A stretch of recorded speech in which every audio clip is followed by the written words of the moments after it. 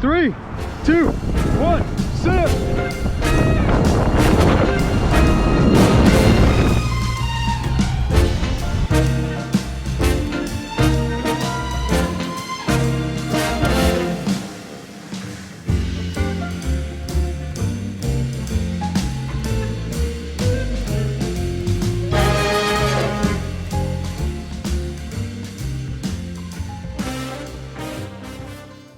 Yo guys, we're back again for another ID-based tutorial video.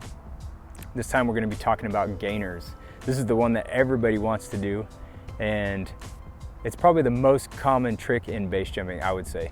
It goes right along with the opening sequence of the canopy, and it's just perfect for base jumping. Before you even think about doing gainers on base jumps, I would highly recommend that you have extensive gymnastics or diving training.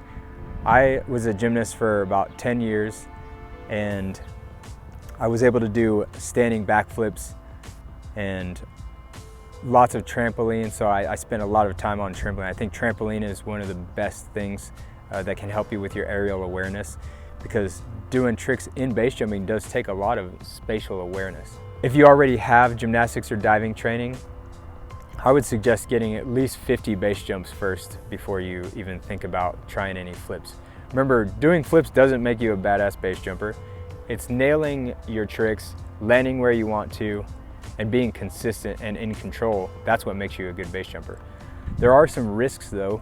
Because you're rotating backwards, if you pitch too early, you can get your feet wrapped up in the bridle. That's not a good thing. I've done it before, and it's not cool. So I'm trying to help you not have that happen. A bridle wrap around the legs is really bad. If it does happen, it's from pitching too early, and the problem is that you're rotating away from the bridle. So basically, it'll be wrapped around your legs, and then you have to tow it down a ways until the pilot chute actually stops your rotation and then reverses it, and basically you have to get your foot back up in the air. It can take a lot of altitude to get the bridle off your legs, so understand that this can be really dangerous, especially when you start adding more flips in there.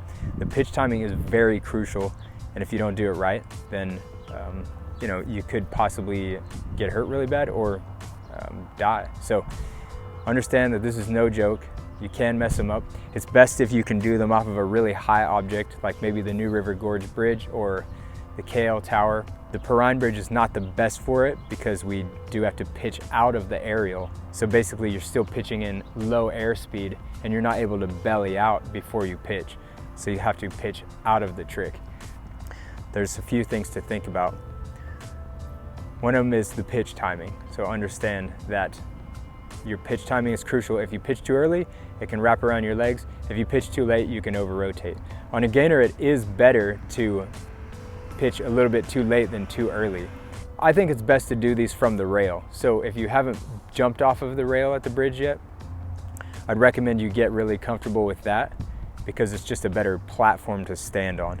Once you're comfortable with jumping off the rail and you're ready to try a gainer, you want to be standing up there, get really relaxed, make sure you're not shaking or like overly fearful. And if the fear is just too much, then just wait for another time. It is a big deal when you do this, so you want to be ready for it. When we're doing gainers and we're standing on the rail, pretend there's a mat or a crash pad about 10 or 15 feet below you. Basically what you're wanting to do is to jump and land on your back on that mat. That's about the speed of the rotation that you want. I would say about a 2-second gainer is what you're going for from the time you jump until the pitch.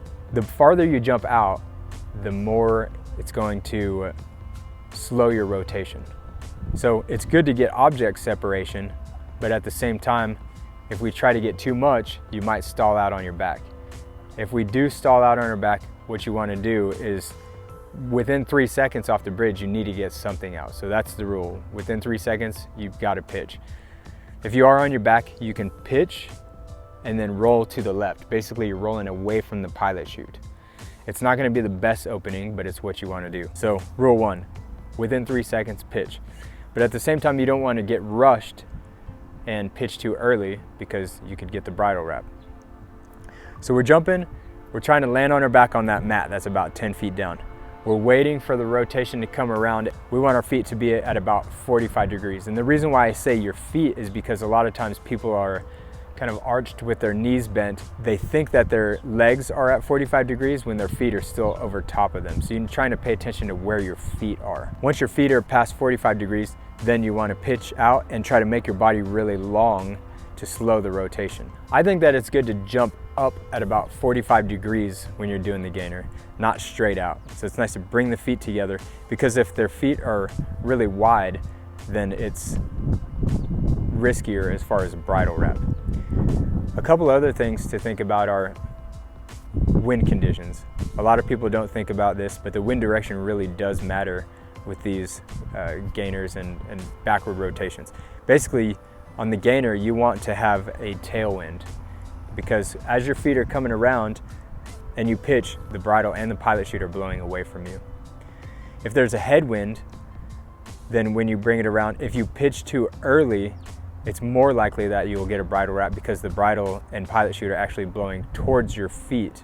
They're going more into the rotation when you pitch. So it's more favorable to have a tailwind or no wind at all. When we do these gainers or any aerials, the body position has to be absolutely perfect or it can end tragically. If you feel like you need to try it here, just understand that it can be risky. It's not the best place to learn them. It's also best to do it without a camera, because now that our bodies are rotating in space, the camera is more like a hook and it has killed people. So it's best to just leave that. And also look out for any other snag hazards. Even the knee pads can start to become a little bit of a higher risk because it's something bulky on your legs. Elbow pads, it can make it a little bit riskier, because that's more for the bridle to wrap around and kind of lock onto. So these are things, if you're going to get into aerials, you have to start thinking about this. So we're basically trading things off. It's good to wear pads, I think, for base jumps, but also if they're going to start possibly making things higher risk as far as bridle wraps, then we might want to think about taking them off. You shouldn't be having close calls when you do this kind of stuff. We're not trying to add more risk to the sport that's already risky.